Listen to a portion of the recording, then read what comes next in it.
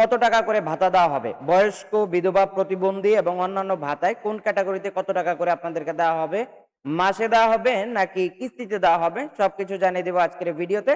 এবং ফাইনালি আপনারা জানতে পারবেন কোন কোন ভাতার আবেদন বর্তমানে চালু আছে। আমরা আমাদের এই ভিডিওতে প্রত্যেকটা স্টেপ সুন্দরভাবে আপনাদেরকে দেখিয়ে বুঝিয়ে দিব, তাতে করে হচ্ছে আপনারা আপনাদের ভাতার আবেদনগুলো করার আগে আমাদের ভিডিওটা দেখলে আপনারা নিশ্চিত হতে পারবেন যে আপনি কোন পদে আবেদন করবেন। তো আমরা চলে যাব আজকের ভাতার মূল ভিডিওতে। তার আগে বলবো, আপনারা যারা ভাতা সংক্রান্ত যে কোনো তথ্য পাওয়ার জন্য অবশ্যই ভিডিওটি শেয়ার করে রাখবেন। আপনার আত্মীয় স্বজন বা অসহায় মানুষ যে কেউ যাতে ভাতার তথ্য সহজে জানতে পারে সেজন্য অবশ্যই ভিডিওটি শেয়ার করে রাখবেন।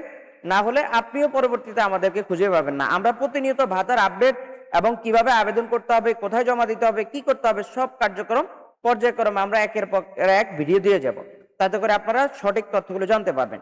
তো আমরা চলে যাব মূল ভিডিওতে। তার আগে বলবো, আপনারা যারা আমাদের চ্যানেলে নতুন অবশ্যই সাবস্ক্রাইব করবেন, আর যারা ফেসবুক থেকে দেখছেন অবশ্যই ফলো করে দিবেন।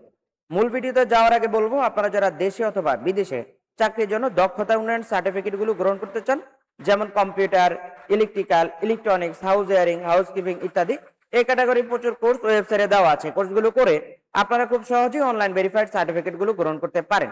তো আমরা চলে যাচ্ছি আজকের বয়স্ক, বিধবা, প্রতিবন্ধী ভাতার আবেদনে কত টাকা দেওয়া হবে তার মূল ভিডিও।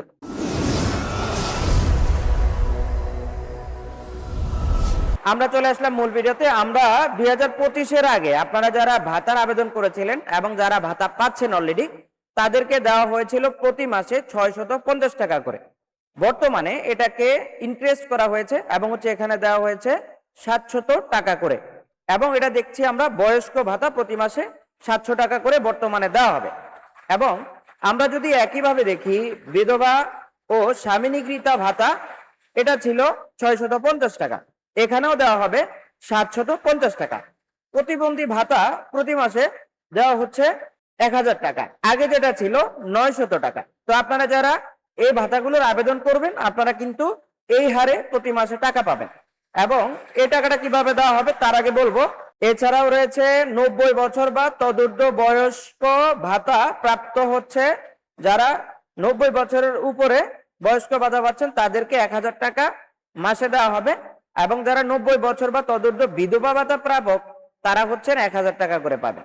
এবং এই ভাতাগুলো আপনাদেরকে দেওয়া হবে প্রতি মাসে। তবে সরকারি বিধি অনুযায়ী এই টাকাগুলো প্রতি মাসে দেওয়ার কথা থাকলেও সরকারি বিভিন্ন সিস্টেমের জটিলতার কারণে এই টাকাগুলো প্রতি মাসে না ঢুকে আপনার হচ্ছে 2 থেকে 3 মাস পরে একসাথে ঢুকে, আবার কখনো কখনো 4-5 মাস একসাথে ঢুকে, আবার কখনো কখনো প্রতি মাসে ঢুকে।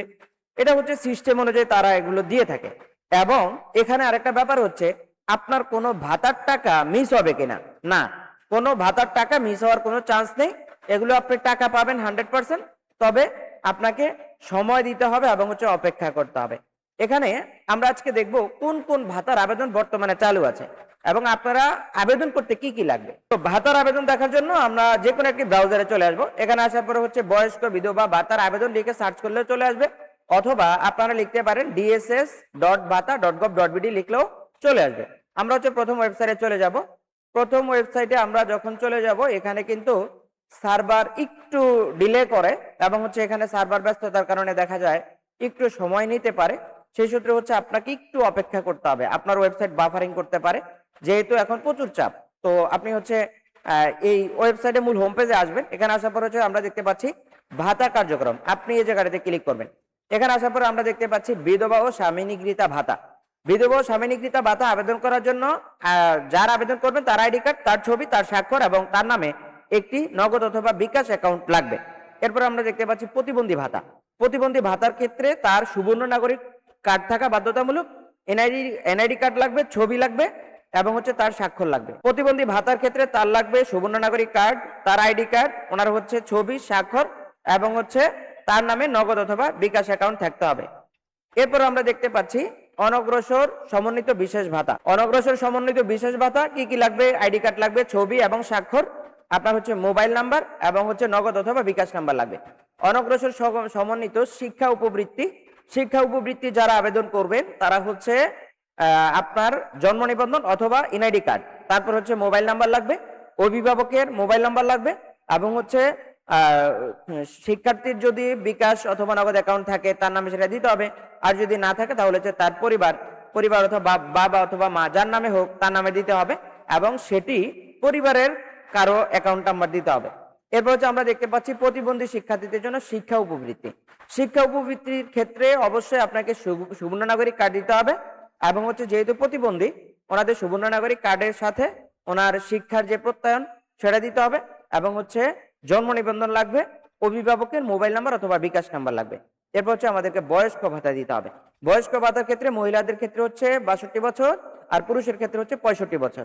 আপনারা হচ্ছে আবেদন করতে পারবেন এবং এই আবেদন করার ক্ষেত্রে আপনাদের লাগবে এনআইডি কার্ড, ছবি, স্বাক্ষর আর লাগবে মোবাইল নাম্বার যেটা নিবন্ধিত এবং হচ্ছে এটা যার আবেদন তার নামে হচ্ছে বিকাশ অথবা নগদটা থাকতে হবে। এগুলো নিয়ে আপনারা সবাই আবেদন করবেন। তবে এখানে প্রত্যেকটার ক্ষেত্রে একটা বিষয় প্রযোজ্য, সেটা হচ্ছে এগুলো সবগুলোর ক্ষেত্রে আপনারা নমিনি দিতে পারবেন। নমিনি চাইলে দিতে পারবেন, না চাইলে দেওয়ার প্রয়োজন নাই। নমিনি দিতে হলে আপনাকে কি করতে হবে? নমিনির আইডি কার্ড, ছবি, স্বাক্ষর এবং হচ্ছে নমিনির একটি মোবাইল নাম্বার, এগুলো দিতে হবে। আর নমিনির সেক্টরটা হচ্ছে ঐচ্ছিক, আপনি চাইলে দিতে পারেন, না চাইলে সেটা ব্ল্যাঙ্কও রাখতে পারেন, সেটা নিয়ে কোনো অসুবিধা নেই। এবং নমিনির তথ্য না দিলে যে কোনো সমস্যা হবে বিষয়টা এরকমও না, আপনারা নমিনি ছাড়াও আবেদন করতে পারবেন। এ ছিল বয়স্ক বিধবা প্রতিবন্ধী ভাতার কোন কোন ভাতা কার্যক্রম চালু আছে সেটা আপনাদেরকে বুঝিয়ে দিলাম। এবং এই সেক্টরগুলোতে আপনারা আবেদন করতে গেলে আপনারা অবশ্যই এই বিষয়গুলো মাথায় রেখে তারপর হচ্ছে কাজ করতে হবে। এবং আমরা আপনাদেরকে বলবো, আপনারা যারা বিধবা, বয়স্ক এবং প্রতিবন্ধী ভাতার আবেদন করবেন অবশ্যই আমাদের সঙ্গে যোগাযোগ করতে হবে। আমরা আপনাদেরকে আবেদনগুলো করে দিব এবং সামান্য কিছু ফি রয়েছে আমাদের, সেটা আপনাদেরকে বহন করতে হবে। এবং আপনারা আমাদেরকে হোয়াটসঅ্যাপে তথ্যগুলো পাঠালে আমরা খুব সহজেই আপনাদেরকে আবেদনগুলো করে দিব।